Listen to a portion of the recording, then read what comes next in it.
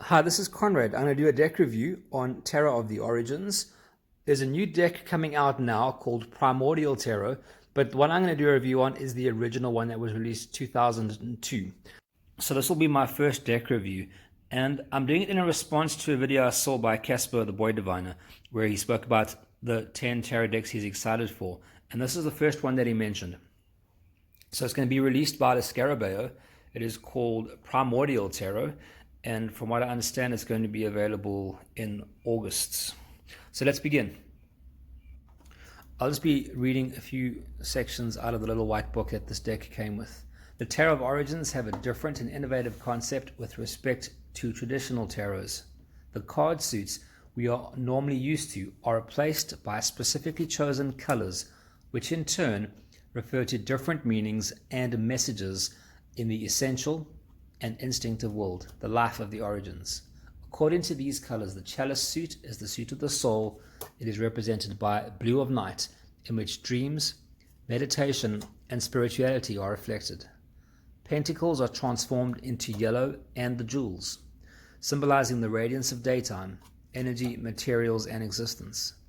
Blue and yellow, united and mixed together, make green, the color of nature, the symbol of harmony, tranquility, and life, thus transforming the wand suit.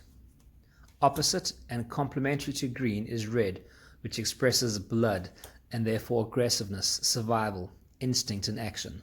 The suit of reference is the sword, which transforms into the blood suit.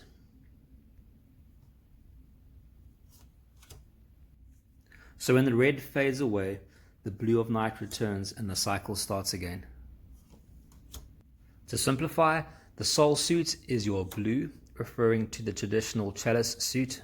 The jewels suit, which is yellow, refers to traditional pentacles. The nature suit is green, referring to your traditional wands. And the blood suit is red, referring to your traditional sword suit.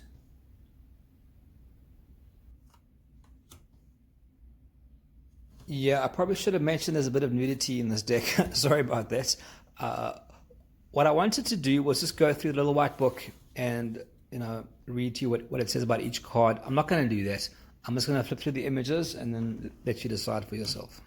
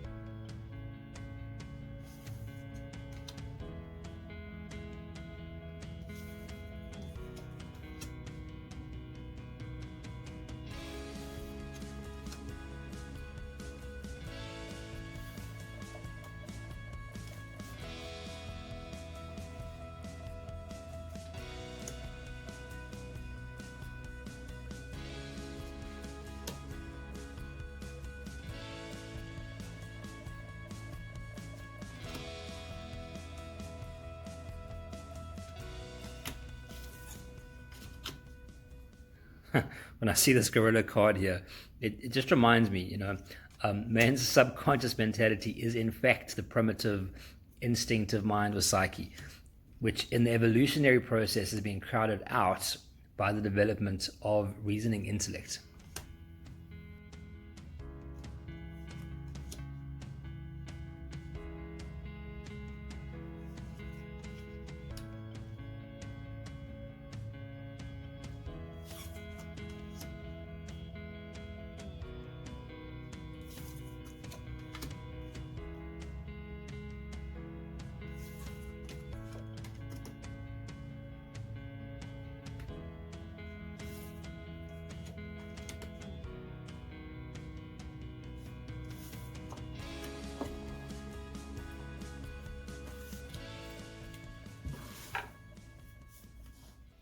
I'm going to go through the major arcana again because a lot of these cards have changed their names. So 0 remains the Fool, 1 is the Magician, 2 High Priestess now becomes the Great Mother, card 3 Empress is now the Mother, card 4 is the Father, 5 is the Shaman, 6 is Union, 7 is the Chariot, card 8 is Abundance, that would usually be the Strength, that's now Abundance.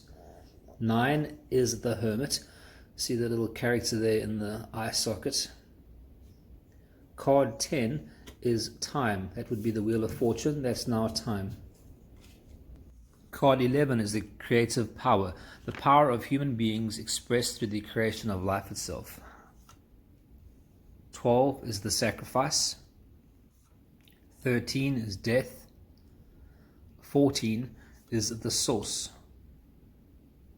15, Demon. 16 is Menhir, which would have been the Tower card. 17 is the Star. 18 is the Moon. 19 is the Sun. 20, which will typically be your Judgment card, becomes the Prey. And then 21 is the World. I had wanted to trim this deck because I didn't like the big white borders and all the languages at the top, and I felt that I couldn't because of the design on the back. So if I line up the front picture where I would trim the card, you could see that cut line would go right through the face of the guy on the back of the card, and I didn't want to have a deck of cards with a person with half a face. It just didn't make sense to me, so I just left it the way it was. A big thing for me in any deck of cards is the card stock itself, and the way the cards feel in my hand is very important to me. So I always just want to see how well the cards shuffle, and this deck shuffles perfectly. I really wish the Scarabeo would go back to their older card stock from the more papery feel. With regards to the thickness of the cards, I've seen a lot of people do this, which doesn't really tell you much. So I'm going to show you how thick the card is exactly. Okay, vernier caliper, reset, and the card is 0.31 millimeters. There you have it. I hope you've enjoyed this review.